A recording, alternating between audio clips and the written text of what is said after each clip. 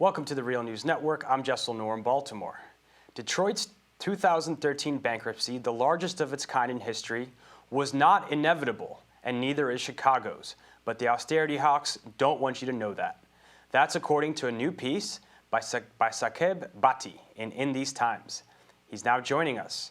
He's a fellow at the Roosevelt Institute and director of the Refund America Project. Thanks so much for joining us. Thank you. So conventional wisdom dictates that Detroit had to go bankrupt because of its bloated public pensions.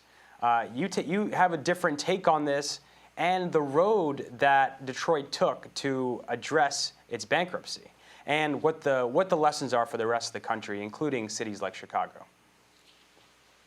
Right. No, there's this narrative out there that Detroit went bankrupt, and the bankruptcy was inevitable because of the city's pensions.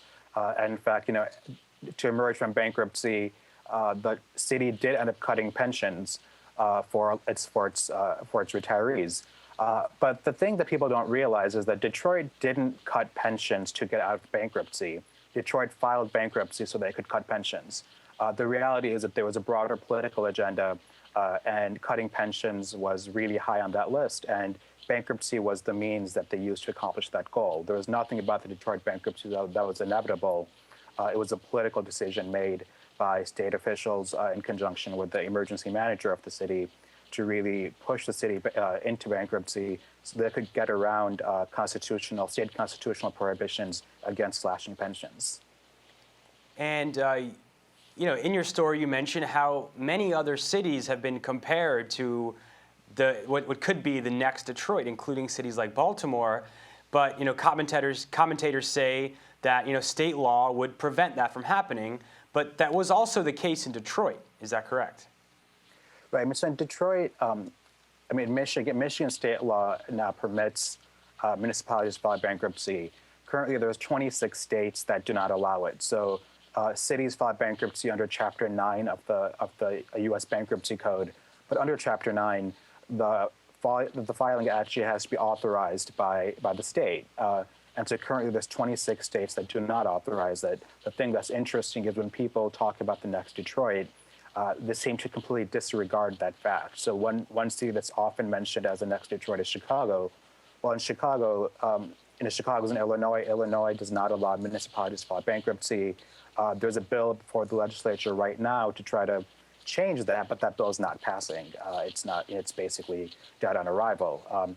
And the other thing that's interesting is we've also seen people talk about states going bankrupt.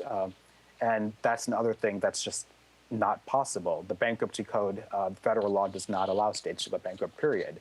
And so what we're seeing in a lot of places is this talk of bankruptcy is basically part of a political agenda to really scare people into accepting draconian cuts and austerity agenda. And the idea is that if you sort of scare people enough and say, look what happened to Detroit, you don't want that to happen to your city, you can force them to accept painful cuts.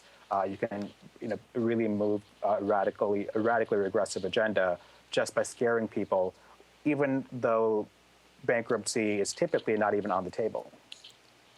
And so talk about what the alternatives to this could be, because one of the things you propose is raising taxes, but critics would say taxes are high enough, and if you raise taxes, you're just going to drive away businesses, and you're only going to further hurt the economy.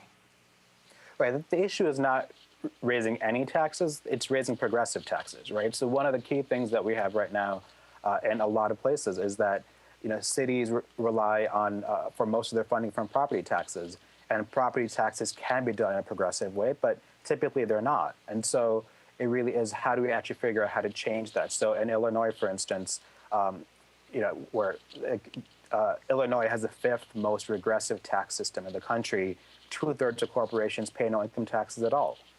So we should be figuring out how we're actually flipping that on its head and creating a fair tax system that allows us to properly fund services while also sort of meeting our obligations to workers, retirees, and everyone else. Because of course, at the end of the day, funding workers who provide the services is part of funding the services. And we saw this in Los Angeles, that after the financial crash, the city's budget took a steep hit.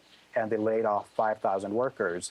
Well, those 5,000 workers provide a lot of services. And the thing that sort of happened since 2008 is that all sorts of service provisions have gone down. And so, we're often what the right and sort of Republicans, conservative Democrats often try to do is say that, well, if you raise taxes to you're doing that on the backs of on the backs of people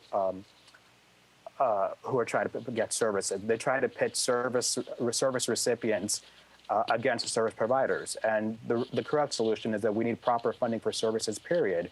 And proper funding for services means you got to fund the workers as well as the actual delivery of the service. And that's how you actually end up with a good, healthy economy. The other thing that's important to note is when we talk about helping the economy, if you eliminate, if you sort of slash pensions down to drastically, that actually has a huge negative impact on the economy.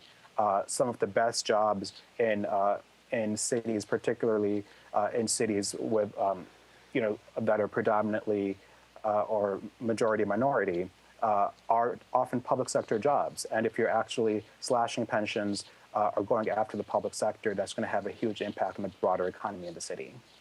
And so how do we change this conversation? Because, as you alluded to, this threat of bankruptcy is being used to go after public sector pensions. In Baltimore, this financial shortfall has led to a similar move to what's happened in Detroit. Thousands of people have had their water cut off because they say the city, because the city says they are owed millions of dollars in overdue water bills. So how do we rephrase that conversation? How do we put the wealthy kind of on the defensive instead of always being on the offensive? I mean, it's important to really shine a light on who is paying their fair share and who is not. And looking at any crisis, it's also important to look at who's profiting off of it.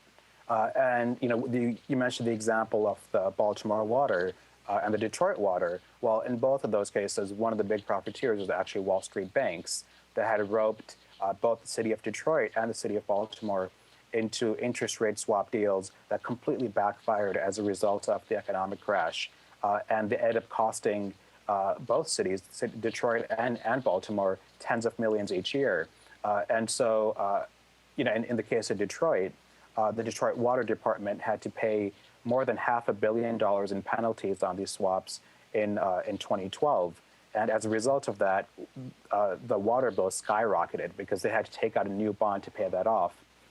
And currently, about 40% of the water bill goes towards paying off those swaps. And the thing that's the kicker there is that there's actually a very strong legal argument that those swaps were illegally done, and that if the city were to actually file a lawsuit to get that money back, they could potentially recover that money. But that's never been on the table. Instead, there's a big push to really just turn off people's water, even if they're only behind a couple of payments. They'll turn off people's water for $150, but they're not trying to recover the $500 million that they paid to the banks.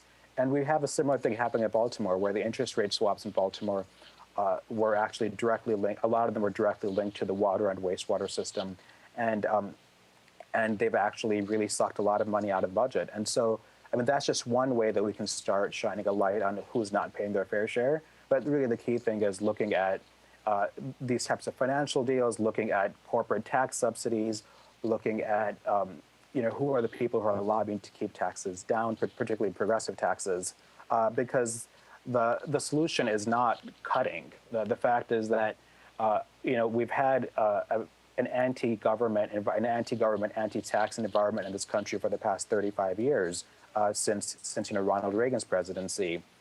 And we've actually cut services to the bone already. We can't cut out any more without permanently crippling ourselves. We need to actually start finding ways to put more money on the table so we can properly fund the services that we all know that we need and deserve.